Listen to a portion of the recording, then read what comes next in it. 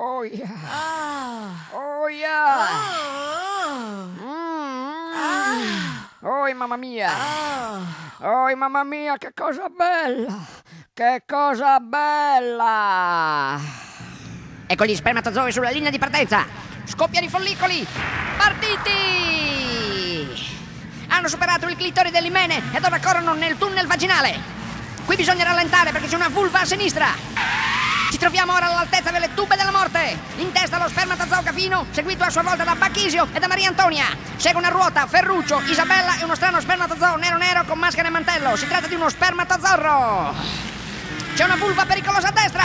Bachisio e Maria Antonia si cappottano e precipitano dal monte di Venere. Cafino è sempre in testa. Abbiamo appena superato il primo ciclo mestruale e ci troviamo a 1 chilometro dall'ovaio.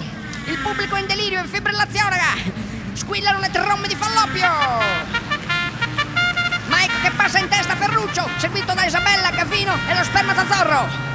Tutti gli altri milioni di miliardi sono rimasti indietro. Attenzione, attenzione, c'è una vulva a gomito. Incredibile. Isabella si schianta contro un fibroma e sul rettilineo uterino passa in testa Cafino, che entra nell'ovaio e taglia il traguardo. E suga.